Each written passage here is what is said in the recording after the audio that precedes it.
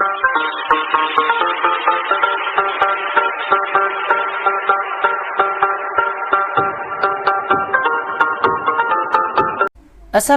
warahmatullahi wabarakatuh. Baik teman-teman, di pertemuan selanjutnya ini kita akan membahas tentang verb atau kata kerja. Silakan teman-teman buka bukunya, page 41 bagi yang udah ngeprint. Kalau yang belum ngeprint silakan buka di halaman 56 atau 57 kalau tidak salah saya. Mari kita mulai pelajaran grammar ini dengan sama-sama melafazkan al-basmalah. Bismillahirrahmanirrahim. Kemarin kita udah membahas tentang subjek. Nah, sekarang kita membahas tentang verb, teman-teman. Verb, sebagaimana telah kita ketahui bahwasanya verb itu artinya adalah kata kerja. Verb adalah kata kerja. Nah, the verb follows the subject in a declarative sentence. Kata kerja mengikuti subjek di dalam sebuah kalimat pernyataan. Nah, kata kerja mengikuti subjek. Jadi rumusnya teman-teman adalah subjek dulu baru kata kerja. Kata kerja mengikuti subjek. Artinya verb ini nggak boleh duluan sebelum ada subjek. It generally shows the action of the sentence. It kembali ke verb. Artinya adalah kata kerja generally secara umum atau biasanya atau pandangan umumnya shows the action of the sentence, menunjukkan suatu tindakan dari kalimat. Artinya adalah kata kerja itu memang adalah suatu tindakan atau suatu kegiatan yang dikerjakan oleh si pelaku. Note, sebagai catatan teman-teman, every sentence must have a verb. Setiap kalimat wajib mempunyai sebuah kata kerja. Jadi apabila tidak ada kata kerja di dalam suatu kalimat, otomatis kalimat atau sentence itu merupakan kalimat yang salah atau tidak benar. Nah, ini di sini ada beberapa macam verb ya. Jadi verb itu yang pertama adalah the verb may be a single word. Kata kerja bisa jadi merupakan sebuah kata tunggal. Jadi kata kerja itu bisa berupa kata tunggal. Yang pertama verb itu adalah a single word. Kata tunggal. Nah, mari kita lihat ke contoh. John drives too fast. John, ini nomor 1 ya teman-teman. John drives itu berarti menjadi kata kerja. Kata kerja tunggal. Sedangkan John merupakan subjek. Ingat rumusnya, setelah subjek wajib verb. Gitu ya teman-teman. Setelah subjek wajib verb. Dan verb ini selalu mengikuti subjek. Dimanapun ada subjek, artinya adalah dimanapun ada subjek pasti ada si verb, seperti itu. Nah, di sini kebetulan John adalah subjek tunggal. Sedangkan drives artinya mengemudi. John mengemudi terlalu cepat. Drives di sini mengikuti si John. John itu kata tunggal, kata gantinya atau pronounnya adalah he. Kalau he, rumus di dalam bahasa Inggris wajib ditambahkan di akhir kata kerja atau verb itu ditambah ditambah s atau es. Ditambah s atau es. Nah, kembali ke drive. Drive ini kalau kita cari di kamus, itu kata asalnya adalah drive. Nggak pakai s. No. Nah, drive silakan cari di kamus artinya mengemudi. Karena kebetulan John ini merupakan tunggal sebagaimana rumus ya. Sebagaimana rumus, maka John ini ditambah s atau es. Kebetulan juga ada di sini tinggal ditambah s. Jadi kita tambah s. Sekarang kita masuki contoh yang kedua. They hate spinach atau they hate spinach. Mereka membenci bayam atau mereka tidak suka bayam. Mereka merupakan subjek, hates merupakan kata kerja, teman-teman. Kata kerja apa? Kata kerja single word. Karena kata kerja tunggal, dia sendiri, tidak jamak. Walaupun di sini subjeknya itu jamak, akan tetapi di sini tetap kata dasarnya ya teman-teman. Kalau seandainya subjek itu jamak, maka verbnya itu verb asal apa yang ada di kamus langsung aja dimasukkan ke mari. Kalau subjeknya itu merupakan jamak atau plural. Kira-kira bisa dipahami ya teman-teman. Makanya drives dengan H itu termasuk single word. Kemudian lanjut kita memasuki verb yang kedua teman-teman. Verb yang kedua adalah the verb may be a verb phrase. Kata kerja bisa jadi berupa a verb phrase. Berarti nomor 2 itu adalah a verb phrase. Nah, apa itu a verb phrase? A verb phrase consists of one or more auxiliaries and one main verb. A verb phrase terdiri dari satu atau lebih, bisa 2, 3, 4. Auxiliaries itu artinya kata bantu. Dan satu kata kerja utama. Main itu utama, verb itu kata kerja. Jadi a verb phrase itu artinya adalah kata kerja yang frasa kata kerja yang terdiri dari satu atau lebih kata bantu dan satu kata kerja utama. Ingat, lebih dari satu auxiliaries-nya dan cuma satu doang kata kerja utamanya.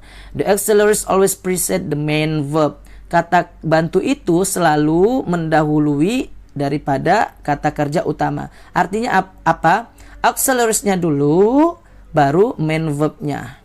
Langsung kita lihat ke contoh. Contoh nomor 1. John is going to Miami tomorrow. John akan pergi ke Miami besok. John merupakan subjek ya teman-teman. Is going merupakan verb. Verb ini semuanya adalah verb. Verb apa? Verb phrase. Verb phrase. Kenapa disebut verb phrase? Karena itu terdiri dari satu atau lebih dari kata bantu. Yang mana kata bantunya? Kata bantunya adalah is. Satu ya, kebetulan di sini satu kata bantunya ya, auxiliary-nya. Nah, yang mana dia main verb-nya atau kata kerja utamanya, yaitu adalah going, pergi. Dan ingat ya tadi, the auxiliaries always precede the main verb. Auxiliaries-nya kan dahulu ya, is dulu baru going. Jadi nggak bisa John going is. Harusnya is dulu baru going. Karena itu syaratnya teman-teman. Memasuki contoh yang kedua teman-teman, yaitu Jane has been reading that book. Jane telah membaca buku itu. Jane merupakan subjek. Kita sekarang fokus ke verbnya. Has been reading, telah membaca, itu merupakan verb teman-teman. Semua ini merupakan verb. Tapi verb yang mana? Single word kah atau verb phrase kah? Ternyata has been reading ini merupakan verb untuk verb phrase. Kenapa? Karena dia terdiri dari satu atau lebih auxiliary. Lihat di sini. Auxiliary-nya adalah has dan been. Has dan been. Berarti dua. Di sini kebetulan dua ya auxiliaries-nya. Nah, kemudian setelah itu reading. Reading ini membaca. Main verb-nya kata kerja utama reading. Makanya disebut dengan verb phrase. Ada auxiliaries, ada main verb. Ingat, auxiliary-nya dulu baru si main verb-nya. Jadi tidak boleh kita katakan Jane reading has been that book. Nggak boleh. Harusnya Jane has been reading that book. Kira-kira seperti itu. Teman-teman, selanjutnya itu adalah examples of verbs and verb phrases. Contoh-contoh dari kata kerja dan frase kata kerja. Number 1, she will go to Boston next week. Dia perempuan akan pergi ke Boston minggu depan. Nah, di sini yang subjeknya merupakan adalah she, dia perempuan. Sedangkan will go merupakan verbnya, teman-teman. Akan pergi. Nah, teman-teman kan udah tahu nih, ada dua verb. Yang pertama single word sama yang kedua verb phrase. Kira-kira ini merupakan verb apa, teman-teman? Ini adalah verb phrase karena di sini ada will. Will itu merupakan auxiliary. Auxiliary artinya kata bantu. Sedangkan setelah auxiliary itu adalah go. Go merupakan pergi. Artinya itu pergi dan merupakan main verb atau kata kerja utama. Maka apabila ada auxiliary kata bantu setelahnya itu merupakan main verb atau kata kerja utama, maka verb ini disebut dengan verb phrase, teman-teman. Oke, number 2 yaitu nomor 2. Jane is very tall. Jane sangat tinggi. Jane ini merupakan subjek. Is merupakan verb. Ingat teman-teman, apabila saya bilang ini subjek, maka setelah ini langsung verb. Tidak ada usah dipikir, maksudnya gini, nggak usah dipikir-pikir lagi verb atau komplement atau objek atau apa gimana. Langsung setelah subjek langsung verb. Nah, gitulah kaedahnya. Makanya is ini merupakan verb. Sebagaimana teman-teman ketahui bahwasanya is itu adalah to be. To be itu sama dengan verb ya teman-teman. Verb ini termasuk daripada single word atau kata tunggal. Makanya is ini merupakan verb single word. Selanjutnya number 3 atau nomor 3. She must have gone to the bank. Dia, perempuan, pasti pergi ke bank atau bank. Nah, di sini she merupakan subjek karena dia adalah pelaku. Must have gone, pasti pergi. Berarti di sini merupakan verbnya karena setelah subjek langsung verb. Dan di sini ada di garis di bawahi. Nah, pertanyaannya, must have gone itu termasuk verb apa? Nah, ini teman-teman termasuk verb phrase atau frasa kata kerja. Di sini ada must, have, dan gone. Di sini ada must, have. Must dengan have merupakan auxiliaries karena ini merupakan kata bantu, teman-teman. Nah, ingat verb phrase itu terdiri dari 1 atau 2 atau 3 kata bantu. Nah, di sini ketepatan kata bantunya atau auxiliaries-nya itu ada 2, must dengan have. Nah, sedangkan gone ini merupakan main verb atau kata kerja utamanya adalah pergi atau gone. Makanya apabila ada must terus have terus gone, maka must have ini menjadi auxiliary dan gone ini menjadi main verb. Maka apabila 2 ini bersatu disebutlah dengan verb phrase. Kira-kira begitu. Next, number 4. Joe has gone home. Joe telah pulang. Telah pulang ke rumah. Seperti itu artinya. Joe telah pulang ke rumah. Joe merupakan subjek. Setelah subjek langsung kita tahu bahwasanya has gone ini merupakan verb, teman-teman. Kata kerja. Nah, pertanyaannya verb apakah dia? Single word atau verb phrase? Karena di sini ada 2 kata, maka otomatis di sini merupakan verb phrase.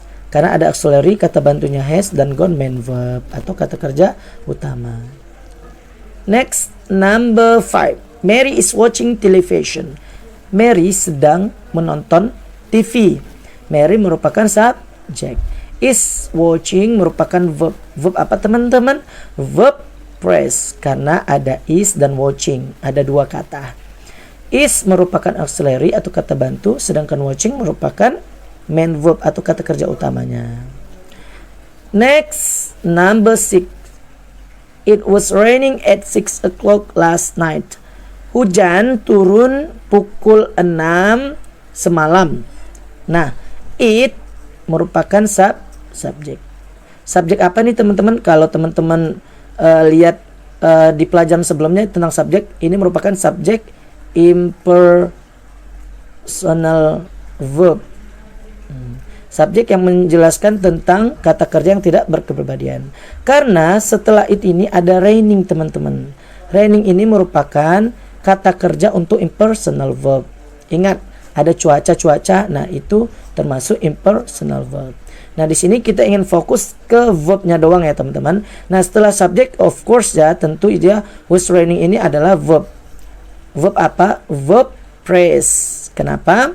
Karena di sini ada was sebagai kata bantu dan raining sebagai main verb. Apabila ada kata bantu dan main verb, otomatis dia adalah verb phrase. Nah, teman-teman, demikianlah pelajaran kita hari ini. Semoga bermanfaat bagi teman-teman. Apabila teman-teman merasa sangat bermanfaat bagi teman-teman untuk menunjang beasiswa ke luar negeri atau mendapatkan skor TOEFL yang terbaik, silakan di-share kepada teman-temannya. Insya Allah bermanfaat dan menjadi amal jariah kepada teman-teman semua. Jangan lupa di subscribe channel saya, like and comment ya. Kalau teman-teman ada masukan atau dari penjelasan saya kurang mengerti, teman-teman silakan di komen di kolom komentar. Insya Allah next kita akan belajar tentang komplement atau objek. Mari kita tutup dengan sama-sama melafazkan alhamdulillah. Alhamdulillahirabbil alamin. See you. Wassalamualaikum warahmatullahi wabarakatuh.